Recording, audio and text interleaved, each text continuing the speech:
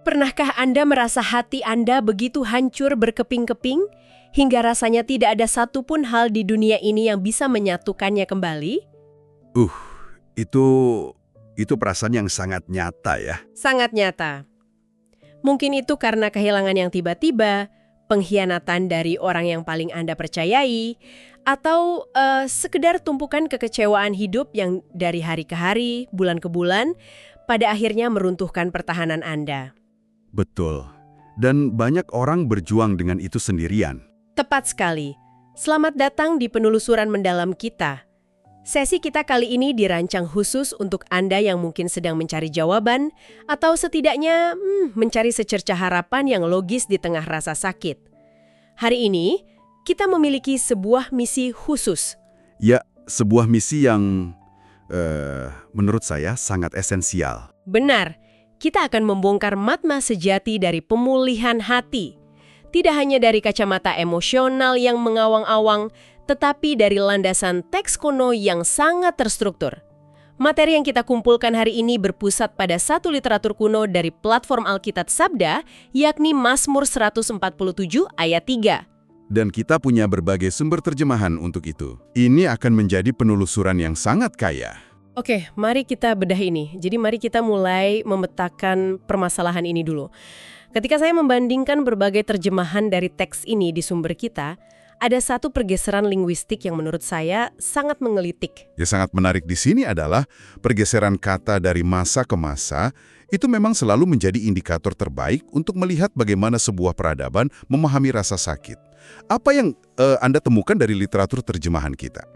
Begini, kalau kita membaca versi terjemahan baru yang populer sejak tahun 1974 atau versi bahasa Indonesia sehari-hari, frasa yang digunakan untuk menerjemahkan ayat ini adalah patah hati. Patah hati, istilah yang sangat sering kita dengar hari ini. Terlalu familiar bahkan di era modern, kita menggunakan istilah patah hati untuk hal-hal yang sangat kasual. Remaja yang cintanya ditolak, itu patah hati. Anda kehabisan tiket konser band favorit Anda, itu juga sering disebut bikin patah hati. Ah, iya. Maknanya jadi sedikit terdegradasi. Benar sekali. Tapi ketika saya mundur sedikit dan membaca versi Alkitab yang terbuka atau versi terjemahan lama dari tahun 1954, pilihan kata yang digunakan jauh lebih berat. Mereka tidak menggunakan kata patah, melainkan secara spesifik menggunakan frasa hancur hati. Hancur hati. Itu memberikan bobot yang berbeda ya. Bagi saya, patah dan hancur itu memberikan lanskap visual yang sama sekali berbeda. Ranting itu patah, tapi gedung yang terkena gempa, Gedung itu hancur. iya, hancur lebur. Analogi yang sangat tajam. Dan perbedaan terjemahan itu bukan terjadi karena para ahli bahasa sedang kehabisan kosakata. Mereka sedang bergulat dengan sebuah kata, yaitu akar kata syabar. Syabar? Ya, syabar. Konsep dasar dari syabar ini sama sekali tidak membicarakan sesuatu yang sekedar patah menjadi dua bagian bersih, yang patahannya bisa Anda satukan lagi dengan sedikit lem super. Menarik, jadi ini bukan sekedar metafora puitis tentang kesedihan biasa yang sering kita dengar. Jauh dari itu. Secara logis dan historis, teks ini sedang mendeskripsikan sebuah kehancuran total. Bayangkan Anda punya sebuah bejana tanah liat yang sangat indah dan mahal, mungkin peninggalan keluarga Anda. Oke, saya bisa membayangkannya. Lalu bejana itu jatuh ke lantai batu dari tempat yang tinggi. Bejana itu tidak retak. Bejana itu hancur berkeping-keping menjadi puluhan pecahan kecil, bahkan sebagian menjadi debu yang berterbangan. Benar-benar hancur tak berbentuk lagi. Tepat. Itulah esensi linguistik dari kata syabar tadi. Dalam pemahaman peradaban kuno Timur Tengah, hati bukanlah sekedar organ pemompa darah. Hati adalah pusat komando dari seluruh eksistensi, kehendak, dan rasionalitas manusia. Jadi kita sedang berhadapan dengan kondisi di mana sistem operasi batin seseorang benar-benar remuk redam. Wow, itu sangat mendalam. Teks ini sejak awal tidak meremehkan trauma Anda. Teks ini memberikan validasi bahwa ada kalanya manusia tidak sekedar sedang bersedih, tetapi secara internal bangunan jiwanya runtuh. Mendengar analogi bejana tanah liat tadi, rasanya sangat masuk akal. Mengapa terjemahan yang lebih tua bersikeras menggunakan kata hancur atau remuk? Ini bukan kerusakan yang bisa ditangani dengan sekedar kutipan motivasi di pagi hari. Sama sekali bukan. Itu butuh lebih dari sekedar motivasi. Dan berbicara soal validasi rasa sakit, ada satu versi terjemahan lagi di meja kita yang membuat saya tertegun cukup lama, yaitu versi MILT. Ketika ayat ini berlanjut pada tindakan penyembuhan, kebanyakan versi mengatakan ia membalut luka-luka mereka. Kata luka itu bernuansa sangat medis dan fisik ya. Tapi versi MILT memilih jalur yang berbeda. Mereka menerjemahkannya sebagai dan membalut kepedihan mereka. Kepedihan? Itu pergeseran fokus yang luar biasa. Iya. Kata kepedihan ini tiba-tiba menarik ayat yang tadinya terkesan sangat klinis langsung ke ranah emosional yang sangat mendalam. Pilihan kata yang sangat disengaja dari penerjemah literal. Memang merangkum penderitaan, kesakitan, sekaligus luka fisik itu sendiri. Mengapa perpaduan makna ini penting untuk dipahami oleh pendengar kita? Karena dalam pemahaman teks kuno ini, kepedihan batin itu dinilai sama nyatanya, sama berdarahnya, dan sama berbahayanya dengan luka fisik yang menganga. Masyarakat modern kita seringkali sangat hipokrit dalam mengotakkan rasa sakit, bukan? Oh, sangat setuju. Sangat hipokrit. Kalau Anda mengalami kecelakaan fisik, patah tulang kaki misalnya, semua orang akan memaklumi jika Anda tidak masuk kerja selama sebulan. Tentu, Anda bahkan akan disuruh istirahat total. Bos Anda akan mengirimkan parsel buah. Teman-teman Anda akan beramai-ramai menjenguk. Ya, mereka hanya menyuruh Anda untuk bersabar, berpikir positif, atau yang paling klasik dan menyebalkan, sudahlah move on saja. Seolah-olah kepedihan batin itu cuma ilusi optik yang bisa diusir dengan meminum segelas air putih dan tidur siang. Padahal rasa sakitnya begitu melumpuhkan. Memang melumpuhkan. Dan menariknya, secara sains medis modern pun, rasa sakit emosional dan rasa sakit fisik itu diproses di area otak yang saling tumpang tindih. Teks kuno ini ternyata sudah mendahului sains modern ribuan tahun yang lalu. Jadi Alkitab sudah memvalidasi itu jauh sebelum neurologi modern menemukannya? Tepat sekali. Firman Tuhan yang sedang kita bedah ini memperlakukan kepedihan batin Anda dengan keseriusan protokol gawat darurat. Tidak ada anjuran untuk sekedar menunggu waktu menyembuhkan dalam teks ini. Nah, di sini bagian yang benar-benar menarik. Jika masalahnya seberat ini, sebuah bejana yang hancur lebur, dan kepedihan yang setara luka fisik menganga, lantas apa mekanika pemulihan yang ditawarkan oleh sumber kita? Ini yang menjadi inti dari pesan transformatif ayat tersebut. Dari literatur yang kita kaji, teks ini membawa kita keluar dari jurang kehancuran melalui sebuah proses logis yang sangat bertahap. Poin pertama yang sangat menonjol bagi saya adalah adanya konsep intervensi aktif. Intervensi aktif. Penekanan pada kata aktif itu sangat penting. Ia menyembuhkan. Ada subjek ia yang sangat jelas bertindak di sana. Subjek yang merujuk pada Sang Pencipta. Waktu menyembuhkan segalanya itu sebenarnya sangat fatalistik dan keliru. Mengapa keliru? Bukankah seiring waktu rasa sakit biasanya mereda? Karena waktu pada sendirinya hanyalah entitas yang netral. Waktu tidak memiliki kuasa terapeutik apapun. Bayangkan Anda memiliki luka fisik yang parah, kotor, dan terbuka. Oke. Jika Anda biarkan saja luka itu seiring berjalannya waktu tanpa intervensi medis apapun, luka itu tidak akan sembuh. Sebaliknya, luka itu akan membusuk, terinfeksi, dan bisa berakibat fatal. Saya mengerti. Jadi membiarkan tanpa tindakan justru merusak. Betul. Struktur kalimat aktif ia menyembuhkan dengan ia yang merujuk pada Tuhan menunjukkan bahwa pemulihan adalah sebuah proyek yang dikerjakan secara sengaja. Ini menentang pandangan kuno dari peradaban sekitarnya yang seringkali percaya pada nasib buta atau dewa-dewa yang apatis.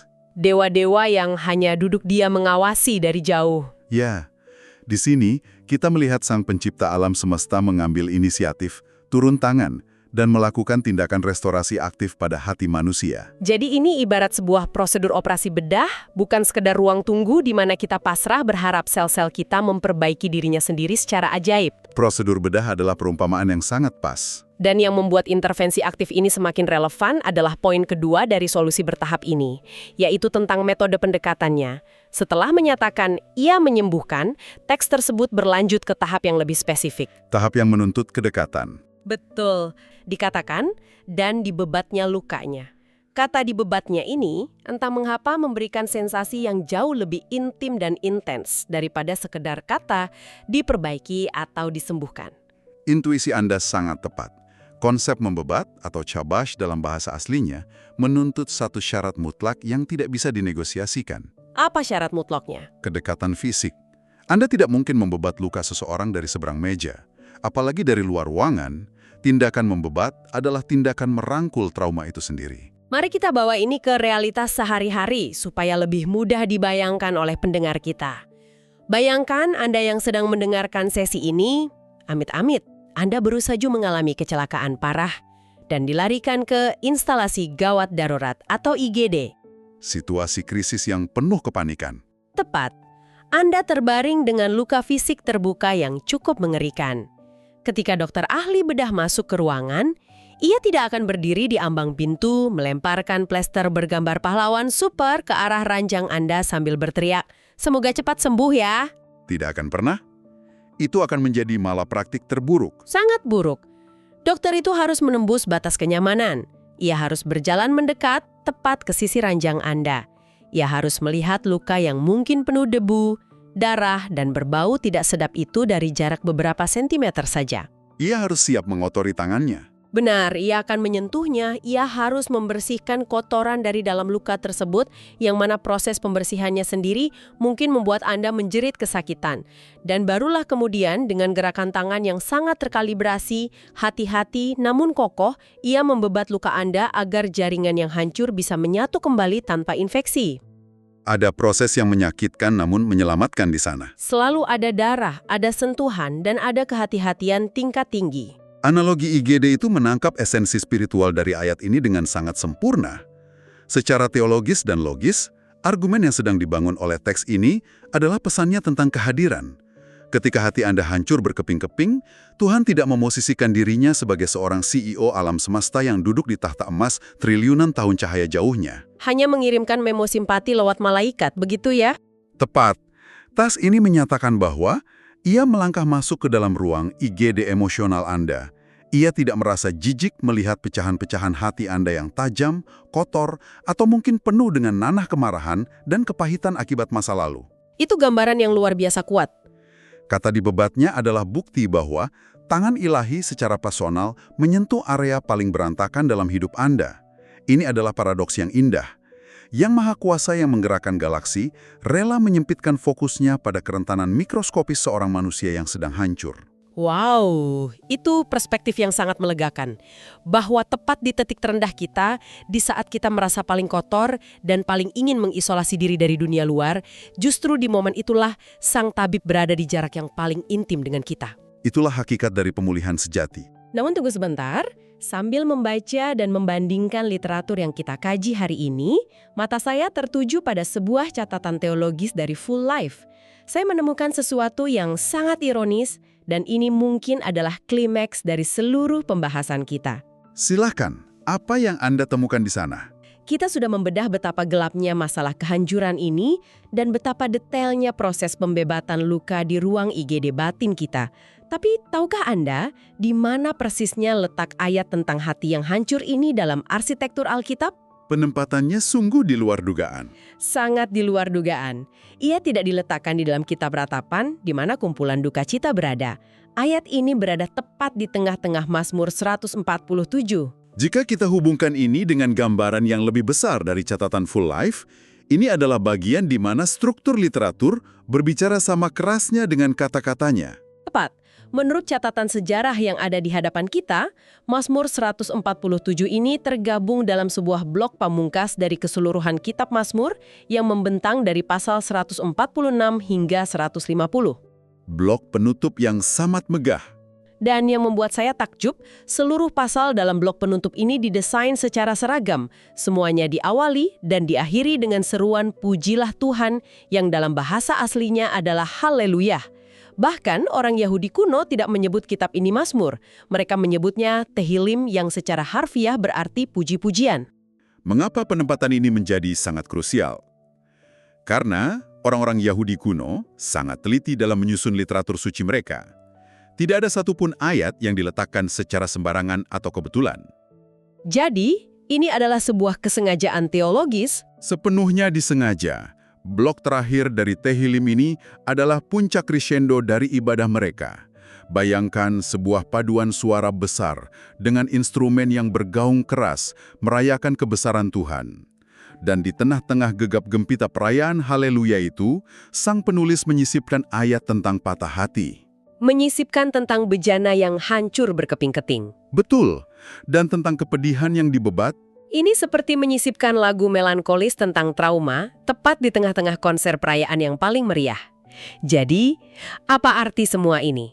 Bagi Anda yang saat ini mungkin mendengarkan sambil merasakan perihnya luka yang sedang dibebat, mengapa Tuhan meletakkan janji pemulihan ini di tengah puji-pujian? Ini memberikan kita sebuah pencerahan teologis yang luar biasa revolusioner. Penempatan ayat ini di jantung Tehillim menyampaikan pesan logis yang tidak bisa dibantah. Apa pesannya? Bahwa pemulihan Tuhan atas hati manusia yang hancur adalah salah satu demonstrasi kekuasaannya yang paling agung. Itulah alasan fundamental mengapa manusia bisa memuji Dia. Seringkali kita terjebak dalam delusi bahwa pujian yang sempurna hanya datang dari orang-orang yang hidupnya sempurna. Orang-orang yang karirnya selalu mulus, keluarganya selalu harmonis, dan kesehatannya prima. Ya, kita sering berpikir hanya mereka yang berhak memuji, tapi teks ini meruntuhkan delusi itu sepenuhnya. Pujian paling menggema di akhir kitab Mazmur ini justru lahir dari rahim orang-orang yang pernah hancur berkeping-keping. Dari mereka yang pernah berada di titik nadir IGD kehidupan. Tepat sekali. Dari mereka yang telah dijamah serta dibebat langsung oleh tangan Sang Pencipta. Saya sangat setuju dengan premis itu. Dan yang membuat saya lebih terkejut adalah bagaimana ini mengubah pandangan kita tentang bekas luka masa lalu kita. Bekas luka seringkali menjadi hal yang ingin kita sembunyikan. Sangat benar. Kita sering ingin Tuhan menyembuhkan kita dengan cara menekan tombol undo atau reset. Kita ingin dikembalikan ke kondisi seolah-olah pengkhianatan itu tidak pernah terjadi. Seolah-olah kecelakaan atau kegagalan itu tidak pernah ada. Kita ingin menjadi bejana baru yang mulus 100%. Tapi kata membebat tadi mengimplikasikan adanya bekas luka yang tersisa, bukan? Dan bekas luka itu bukanlah tanda kegagalan pemulihan. Dalam sejarah peradaban kuno, ada budaya di mana bejana yang pecah disatukan kembali menggunakan emas cair pada retakannya. Kintsugi, seni restorasi dari Jepang kuno. Iya, meskipun itu tradisi dari wilayah budaya yang berbeda, esensi spiritualnya sangat beresonansi di sini. Ketika Tuhan membebat hati Anda, Ia tidak sedang mencoba menyembunyikan masa lalu Anda. Ia tidak menghapus sejarah rasa sakit kita. Ia memulihkan Anda dengan cara yang membuat retakan Anda kini menjadi bukti ketangguhan dan kasih karunia-Nya. Bekas luka emosional yang telah dipulihkan itu justru menjadi instrumen akustik terbaik untuk menyanyikan lagu pujian. Oleh karena itu, kehancuran dan pujian bukanlah dua ujung spektrum yang bermusuhan. Melainkan sebuah proses transformasi linear yang aktif dan sangat personal. Sepenuhnya benar. Baiklah, mari kita tarik benang merah dari seluruh perjalanan penelusuran mendalam kita hari ini. Kita telah membongkar teks kuno ini dan melihat bahwa rasa hancur, patah dan kepedihan terdalam yang meremukkan eksistensi Anda, seperti yang ditunjukkan oleh ragam literatur terjemahan dan akar Ibraninya, adalah bagian nyata dari pengalaman manusia. Rasa sakit itu nyata dan tervalidasi secara historis maupun spiritual. Anda tidak diwajibkan untuk berpura-pura memakai topeng ketegaran. Anda tidak perlu menyangkal bahwa Anda sedang terluka parah. Namun, bersamaan dengan validitas itu, ada jaminan logis bahwa luka Anda tidak ditelantarkan ke tangan waktu yang pasif.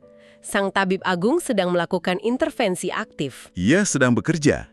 Ia bersedia menembus zona nyaman surgawi, mendekat ke ruang paling berantakan dalam hidup Anda untuk menyentuh dan membebat kerentanan Anda dengan tangannya sendiri.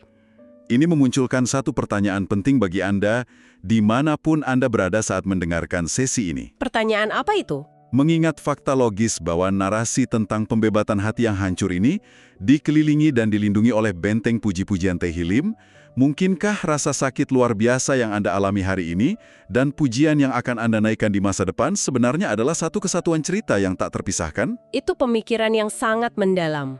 Bagaimana jika kehancuran yang membuat Anda merasa tidak berharga saat ini ketika dibebat dan dirajut kembali oleh Tuhan, sebenarnya sedang dipersiapkan menjadi mahakarya haleluya terbesar dalam sejarah hidup Anda? Bahwa kelak, justru melalui retakan-retakan yang telah disembuhkan itulah, resonansi suara Anda akan menginspirasi orang lain dan terdengar paling nyaring saat memuji pencipta Anda. Itu adalah pemikiran provokatif yang sangat-sangat berharga untuk kita renungkan. Saat Anda melanjutkan aktivitas Anda hari ini, saya mengajak Anda untuk berhenti sejenak dan melihat ke dalam diri Anda. Jujurlah, bagian mana dari hati Anda yang saat ini rasanya masih menganga dan butuh dibebat? Jangan ditutupi lagi. Berhentilah mencoba membalutnya sendiri dengan plester-plester solusi duniawi yang sementara. Beranikan diri Anda untuk menyerahkan kepingan-kepingan bejana kehidupan Anda ke dalam tangan Sang Penyembuh. Izinkan Ia mendekat, masuk ke IGD batin Anda dan biarkan proses pemulihan sejati itu dimulai. Sebuah proses yang meskipun mungkin menyakitkan di awal, pada akhirnya akan bermuara pada nyanyian puji-pujian yang paling indah. Oke, mari terus belajar dan bertumbuh bersama. Tuhan Yesus memberkati.